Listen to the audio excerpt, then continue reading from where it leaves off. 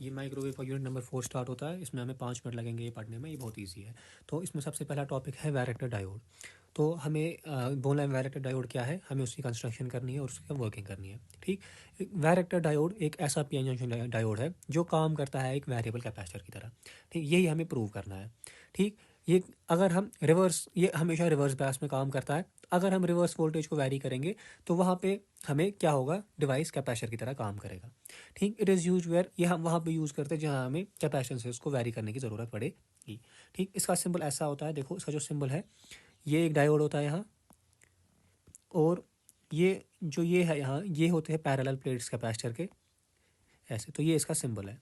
ठीक, जो ये गैप है इनके बीच में, ये है, इसको बोलते हैं डाइलेक्ट्रिक ऑफ कैपेसिटर। ठीक है, तो यहाँ इंग्लिश में यही लिखा है मैंने सिंबल के नीचे। अब कंस्ट्रक्शन, तो देखो अब ये क्या है, क्या ये वैरेक्टर डायोड असली में, ये तो एक पी एन जंक्शन डायोड ही है ना। ये है पी, ये है पी, ये है एन। ये होता है इसका डिप्लीशन रीजन। पी होता है होल से बना, ये होता है इलेक्ट्रॉन से बना। फिर यहाँ पे डिप्लीशन रीजन बनता है। पी साइड पे आते हैं नेगेटिव चार्जेस, यहाँ पे आते हैं पॉजिटिव चार्जेस। ये फिगर बनानी है कंस्ट्रक्शन में, ये मुझे भूल गई थी बनानी। ठीक है, तो देखो क्या होता है, जो इसमें क्या होता है, जब higher movement of charge carrier क्या होती है, from higher concentration to lower concentration, ये है होल। तो ये मूव करेंगे इस तरफ, तो ये होल मूव करेंगे इस तरफ, इलेक्ट्रॉन मूव करेंगे इस तरफ। उसी की वजह से यहाँ पे ये डिप्लीशन रीजन बनता है। ठीक है, अब हमें बनाना क्या है, पी किससे बनता है, पेंटावैलेंट से, सॉरी ट्राईवैलेंट इम्प्योरिटीज ऐड करने से। एन बनता है पेंटावैलेंट इम्प्योरिटीज ऐड करने से। तो ये सब इसमें लिख सकते हो, जो भी डायोड के बारे में पता है ना, पी एन जंक्शन के बारे में, कंस्ट्रक्शन में वही लिखना है। ठीक है, तो अब देखो, जो ये डिप्लीशन रीजन बनाना, अगर होल को देखो, अगर इस होल को यहाँ से यहाँ जाना है, इसको, ये जो मैंने ग्रीन से पोर्शन बनाया, ये इसको अपोज करेगा ना, ये मत होल को आगे जाने देगा। तो और जो कैपेसिटर में डाई इलेक्ट्रिक होता है, कैपेसिटर का डाई इलेक्ट्रिक, वो क्या होता है, वो करंट को फ्लो नहीं करने देता है। ये भी होल्स और इलेक्ट्रॉन्स को फ्लो नहीं करने देता है, मतलब करंट को फ्लो नहीं करने देता है। तो जो डिप्लीशन रीजन है, it acts as dielectric. ठीक, अब पी जो है, पी में होल्स है, जो पी साइड और एन साइड होते हैं, ये कंडक्टिंग टर्मिनल्स होते हैं। तो जो ये प्लेट होता है ना, ये पी, ये होता है एन। तो P and N are the conducting plates while as the depletion region acts as a dielectric. तो ये कैपेसिटर की तरह ऐसे काम करता है। ठीक है, तो यहाँ यही लिखा है। अब जो कैपेसिटेंस होती है वो होती है epsilon A divided by width के बराबर। ठीक, ये है विड्थ ऑफ डिप्लीशन रीजन। ठीक, अब हमारे पास, हमें इसकी वर्किंग देखनी है। वर्किंग में दो मोड्स होते हैं, एक होता है फॉरवर्ड बायस मोड, एक होता है रिवर्स बायस मोड। ठीक, अब हमें देखना है दोनों मोड्स में क्या होगा। देखो, ये हमारा फॉरवर्ड बायस है, यहाँ पे हमने प्लस दिया, यहाँ पे हमने माइनस दिया।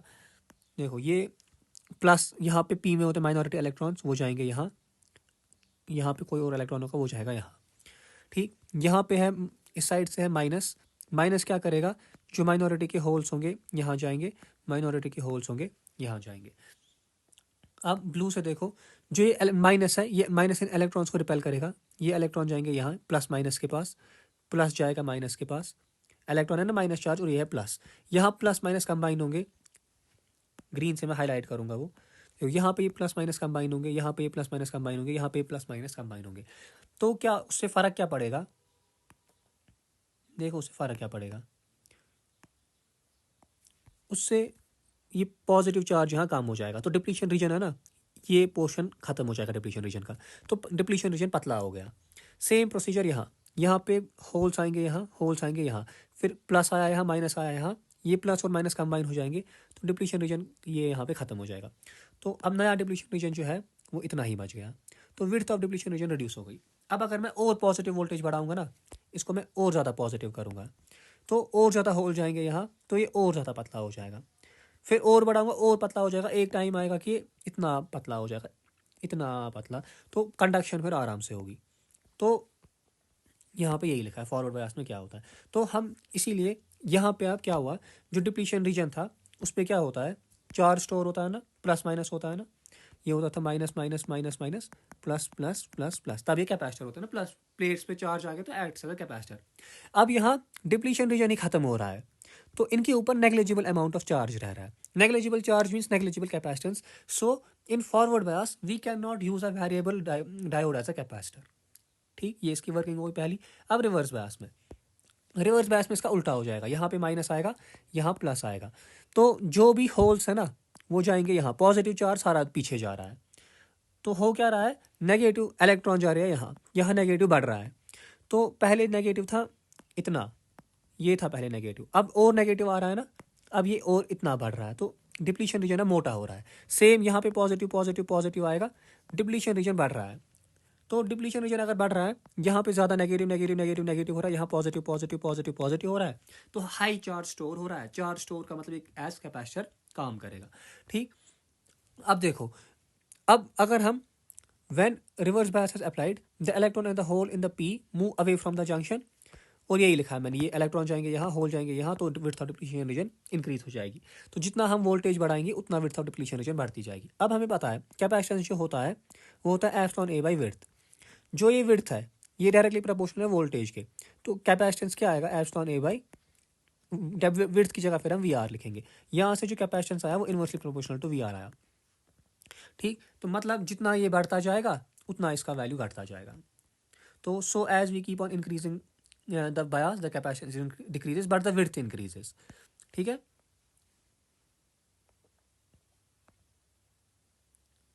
अब ये है फॉर एग्जांपल, ये है 0 1 2 3 4 5।